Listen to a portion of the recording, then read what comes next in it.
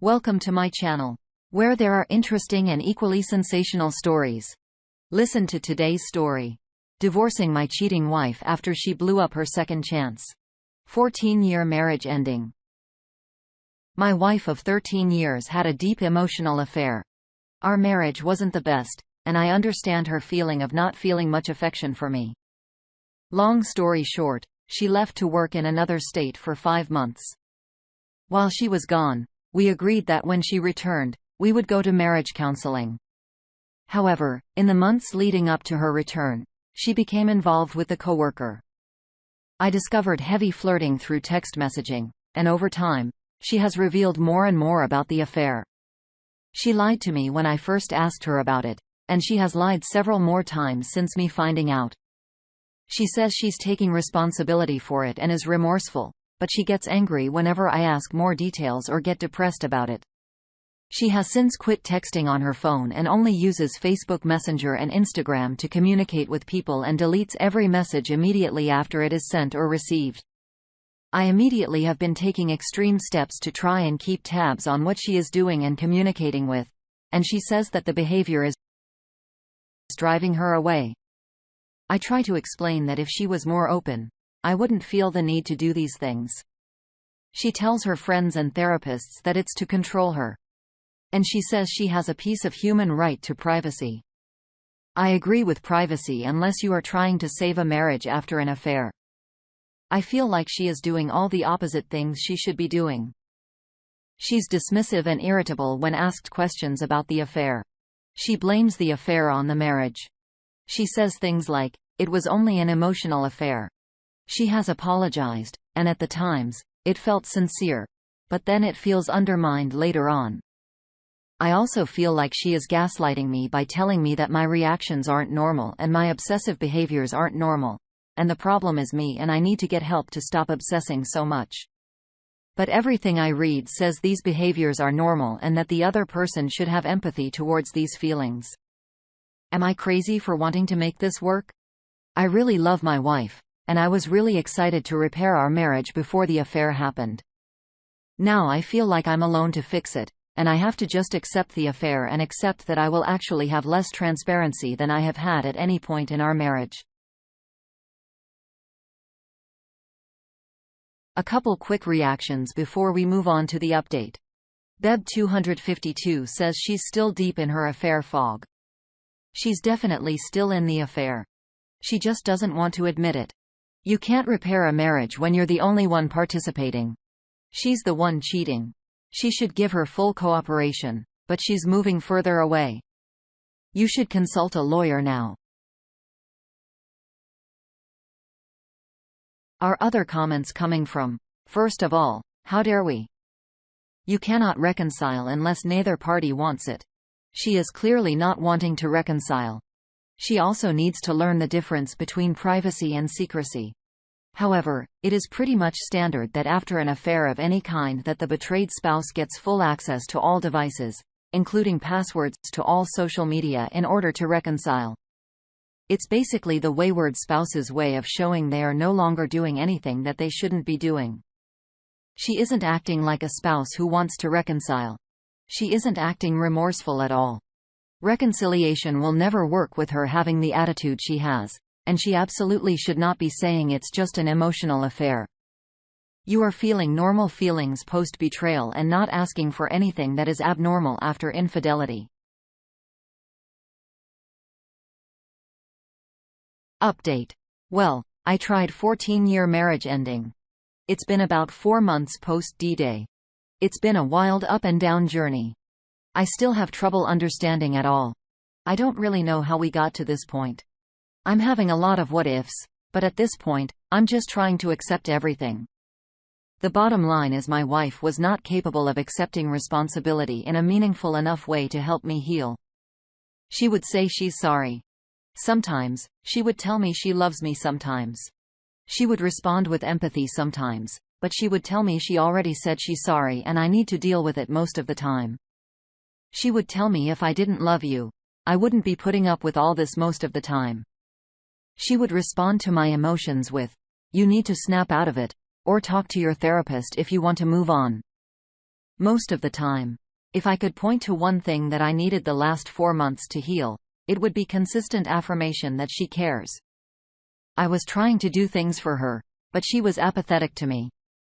My obsessions and anxiety got worse and worse the longer she gaslit me. Anyway, all that to say this. I powered for divorce a few weeks ago, and after a short pause because she begged for it, she told me she wanted a separation last week to work on things. I drew my line in the sand and said that a separation led to the affair, and there's no way that I will be able to mentally handle a separation. I feel a separation is for her to hide away until I just forget about everything, so she doesn't have to look at the pain she caused every day. I told her if she's going to push for the separation, I am going to go ahead with the divorce. Our first temporary orders hearing is on the 13th of October. I think I've done the pick-me dance for so long that she thinks this is a game of chicken that I will back away from and not follow through. She still doesn't even understand the damage she caused. My love and desperation I felt for the last 4 months has turned to anger and resentment. At this point, I'm positive that if she told me tomorrow she's sorry and doesn't want a separation, and will do everything I need, I would tell her to F off. It's over. Good riddance to the cheating narcissist. Now, it's time for those reactions we all love. We try to await, says it's a hard thing to accept, but she is not the same person that you married. My soon-to-be ex-wife of 25 years turned into a shell of her former self. You need to learn how to live alone. I'm still trying to figure it out myself. A life without her negativity is way better than living with a cheater. Next thought comes from Gamab. I felt the weight of the world fall off my shoulders when I filed. Finally, I was able to heal.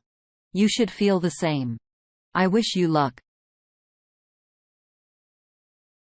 The next thought's a thorough one from Apprehensive Byte 3153. Stay your course. Your soon-to-be ex-wife, from what I glean from various of your posts, seems to be a classic narcissist with perhaps sociopathic traits. At least so regarding her complete lack of empathy for the anguish she has brought upon you and continues to inflict with her insecure apologies. Whenever you feel yourself beginning to waver, remind yourself that she made 100, if not thousands of individual decisions that disregard you and your marriage in pursuit of her wants. Yes, wants, not needs, as every cheating spouse in the history of the world would prefer others to think.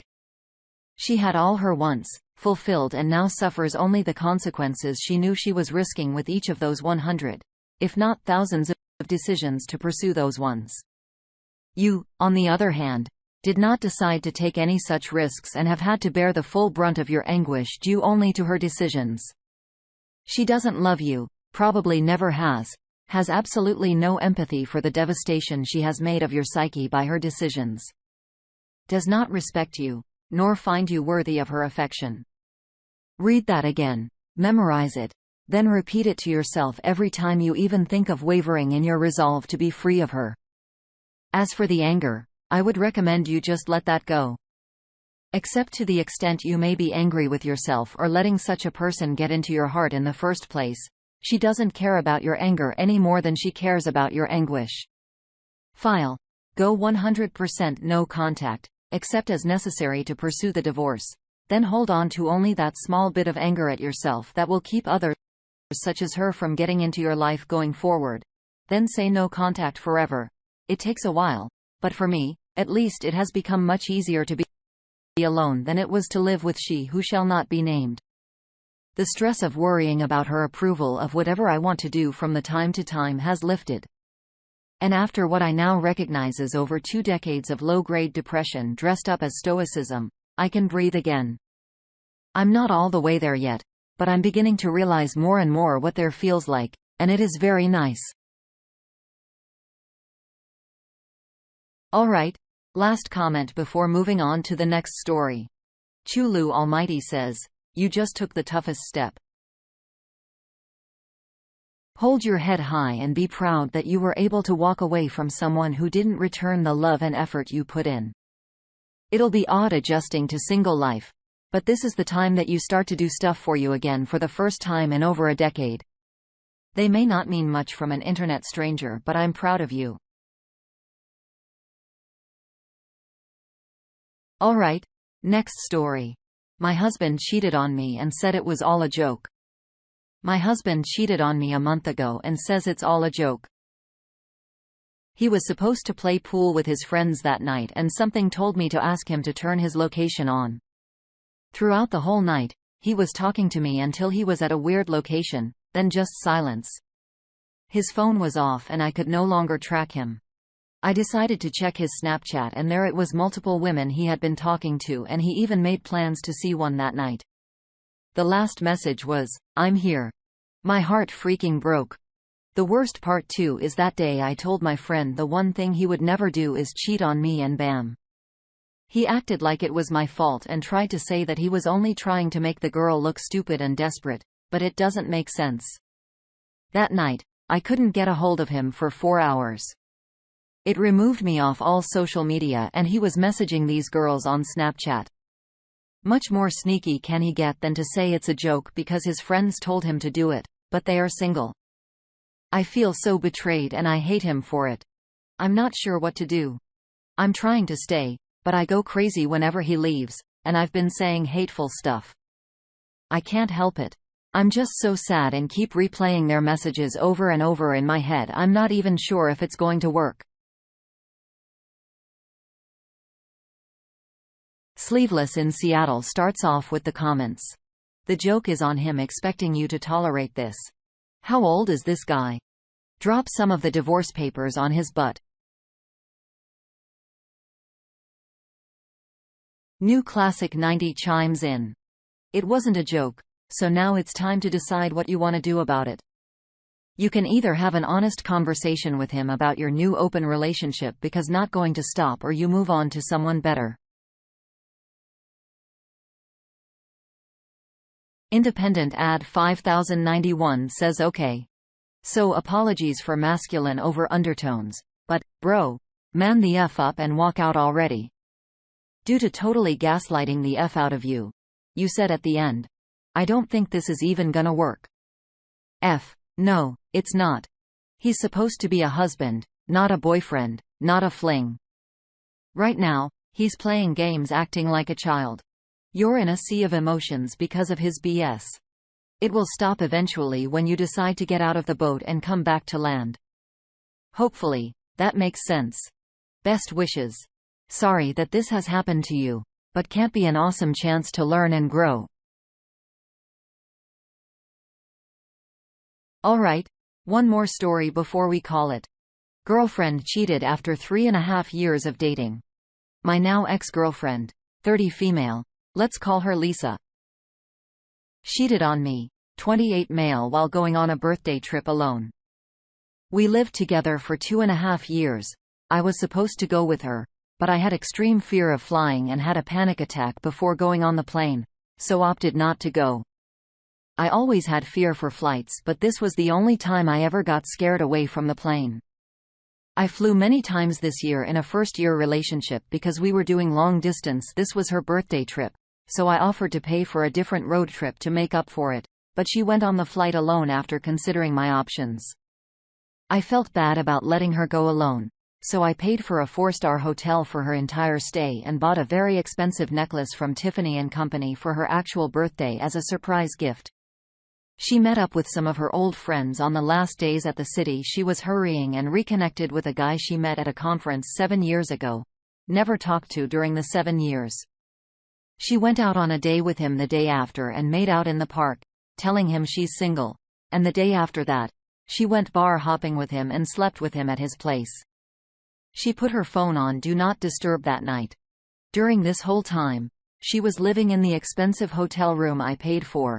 6 foot tall, masculine, graduated from a top 30 school in the US, make roughly $200K worth in tech and loyals of the core. Don't mind me, just himself validation. The guy is much shorter, uglier, and less fit than I am, making less than half of my income and lives 2,000 miles away from us, yet she still chose that over me. After she came back home, she did not tell me and started to text and flirt with him for the next 2 weeks. Even on a dinner date I took her out to. I had a bad feeling about it and went through her phone and found out myself. After that, I broke up with her, but I can't get over why she would do such a thing. She was crying for one night, but the day after, she started yelling at me and did not seem to be remorseful for her actions. I feel useless and belittled and felt like our 3.5 years of relationship was all a lie. She has serial liar tendencies, and she claimed that she wasn't happy in our relationship, but she still seemed very happy with me, even in the weeks leading up to the trip, showing me lots of affection in both words and physical touches. We did have her ups and downs and problems to work on, but the general direction of the relationship was going up, not down, at least in my eyes. I feel extremely empty and sad and don't understand the cruelty of this outcome. I don't know if I'll ever love again. Hoping for advice on healing from this. I dated many girls before her, but I never loved anyone as much as I loved this girl. I thought she was the one.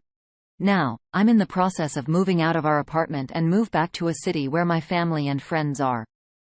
My tech sector job is remote now. And I feel defeated, abandoned, and a general lack of motivation in life. Even though I just got my high-paying dream job and has absolutely ruined my onboarding performance. I hate myself for not going on the flight with her. She wouldn't have met with her friends if I did. And I hate myself for ignoring red flags and started our relationship. She cheated out of prior relationships before starting with me. She lied to me on some other serious life matters a few times during our relationship. Even though she makes great money in healthcare, she's still irrational with money and does not really have a financial plan for the future, even at 30 years old. Okay. Time for some reactions. Angry little bastard starts us off. It's never easy and I'm sorry you have to experience this. Cheaters tend to gaslight their partners, so don't be surprised if she somehow guilts you in one way or another. It's sometimes not even intentional, but just a fear response. The best way to think about this is that you've been done a favor. You aren't married and hopefully you don't have any major commitments together. Owning a house, having kids, etc. It's still going to hurt like a mother effer, and your trust has been irreparably broken. My only suggestion is to be conscious of that and not let your next partner be on the receiving of any negative emotions that causes. Our last comment comes from Mr. Big Bowl 01. Hi.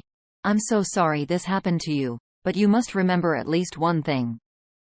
She yelled at you and said some hurtful stuff just to justify her cheating. She knows she did something terribly wrong and destroyed the relationship with you. She now just wants to make it less hurtful for herself. So she will tell a bunch of lies. She will tell them a lot of times, so she will believe it herself. It has really nothing to do with what you did. Blaming you is easier for her to accept the relationship is over. It will be hard, but you've got to move on. Just ignore her and plan your future. There are a lot of good women out there, you will find yours. Take care.